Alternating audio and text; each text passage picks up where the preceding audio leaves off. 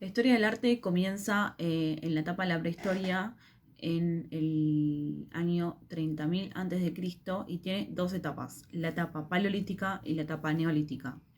La etapa paleolítica es una etapa en la que grandes cazadores vienen desde el centro de África recolectando y poblando distintas partes de Europa hasta llegar a Estados Unidos.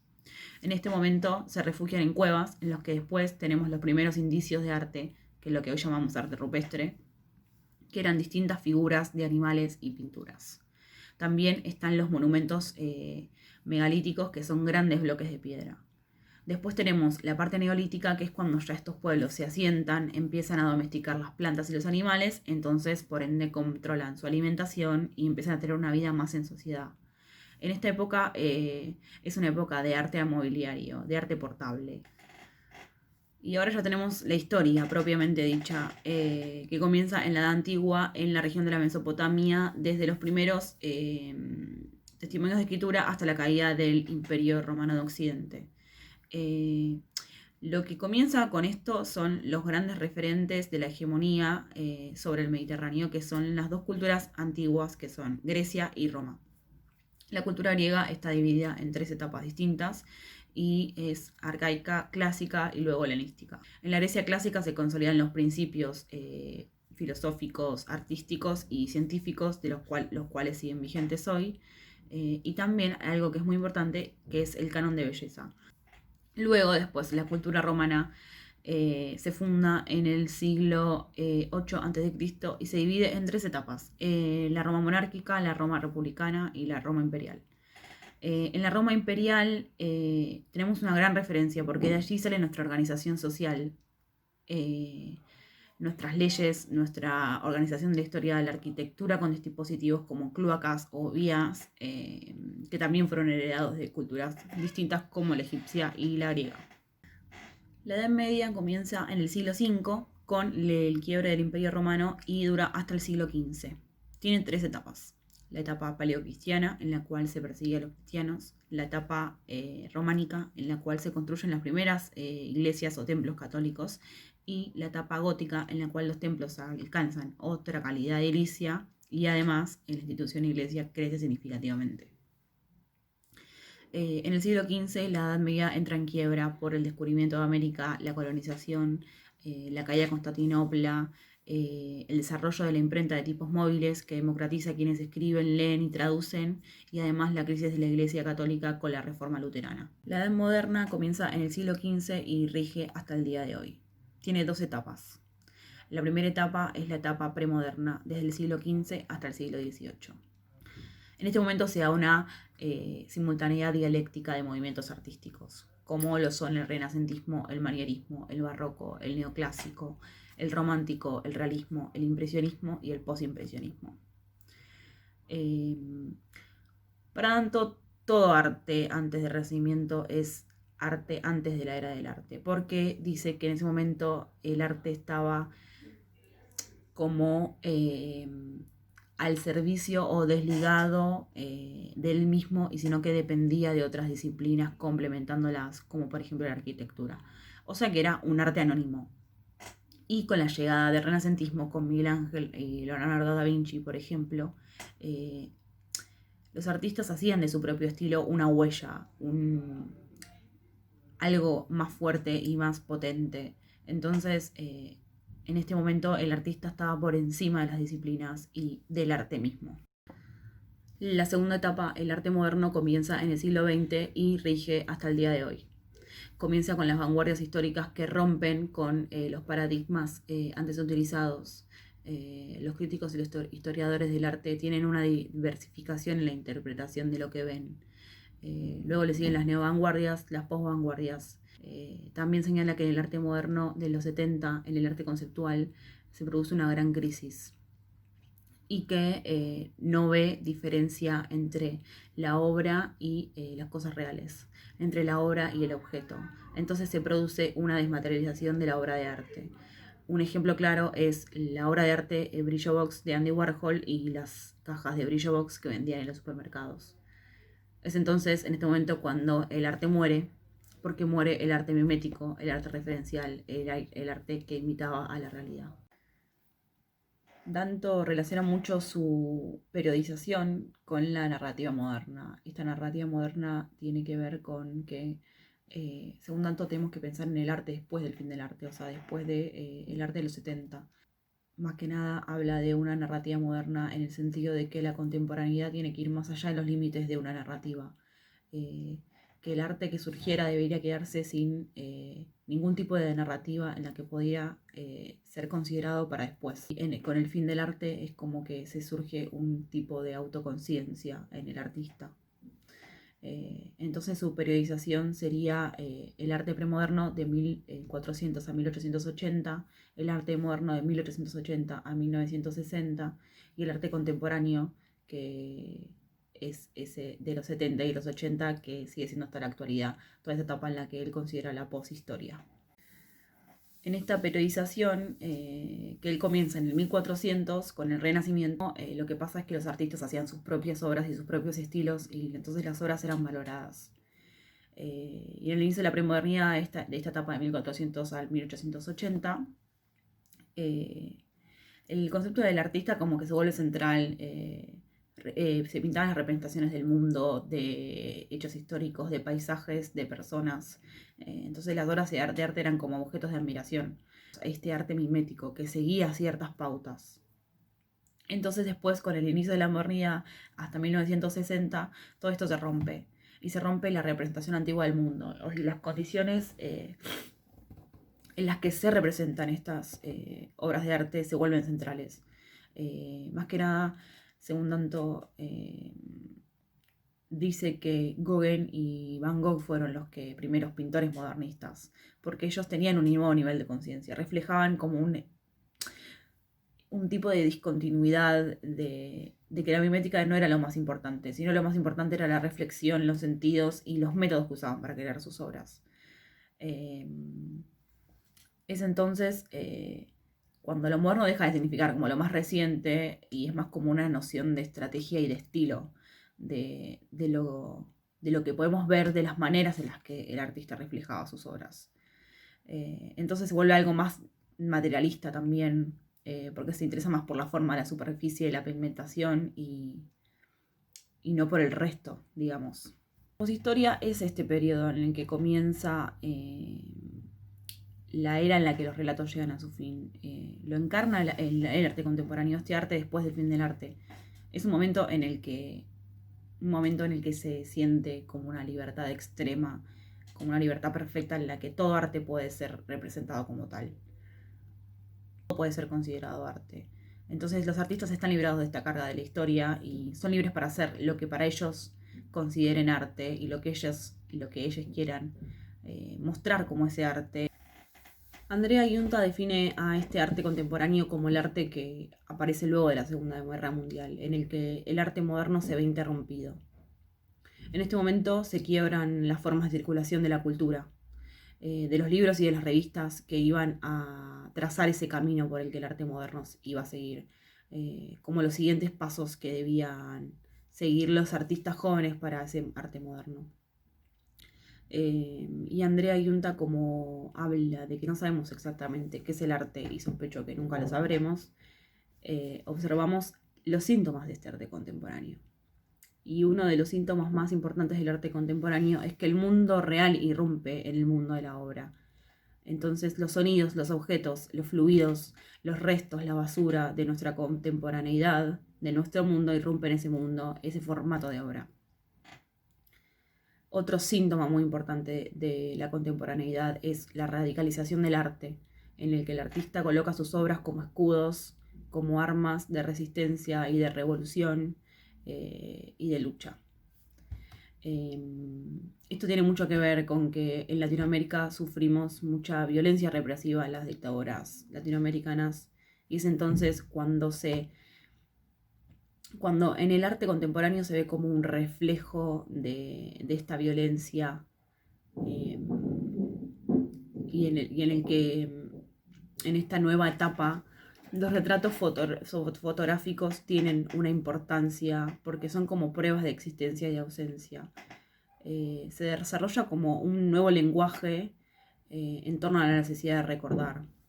la participación del público se vuelve muy importante y se tiene a la memoria como un instrumento que hace surgir al pasado en el mismo presente. Entonces se usa mucho el arte como recurso de discurso político. Jules habla de que la arquitectura tiene significados existenciales en una cultura.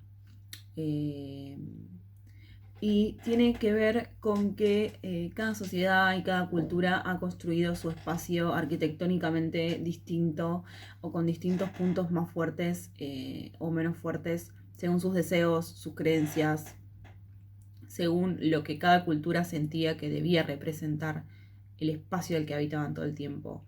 Es entonces que en la cultura griega tenemos como una fuerte representación de la naturaleza, en la que ellos, como la sociedad era más como una reconciliación entre la naturaleza y el hombre, que un espacio simplemente habitable. Y en esa naturaleza veían deidades y concentraban su atención como en el aspecto humano, entonces proyectaban ese aspecto humano en la naturaleza y así crearon muchos dioses de los que después fueron cuidando y resguardando esas edificaciones y esas construcciones que ellos hacían. Entonces tenían un paisaje dominante, construían en torno a una naturaleza que ya estaba ahí y que tenía una cierta fuerza y un cierto sentido para ellos. Lynch habla de que la ciudad está constituida por muchas imágenes individuales que se mantienen por un gran número de personas y que esto ayuda y es necesario para que los individuos que la habitan puedan actuar como acertadamente dentro de ese lugar y que coopere con el resto de los conciudadanos.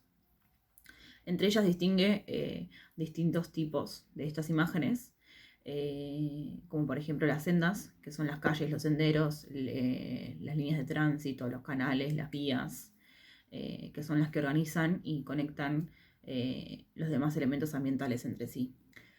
Después, por otro lado, están los bordes, que los bordes son los elementos lineales que no usa el observador. Y en esto dice que el observador no usa a los bordes, sino que son como elementos que separan o que unen, como por ejemplo, no sé, las playas, los cruces de ferrocarril, los bordes, los muros, y etc. Después están los barrios, que los barrios son secciones que pueden ser grandes o pequeñas, más que pequeñas, medianas, que son reconocibles por su identificación, en la que suele haber un tipo de clase social de gente que son identificables desde afuera y desde adentro. La gente que la habita suele tener un sentimiento de identidad y que estos mismos nombres que tienen los barrios le dan ese sentimiento de identidad.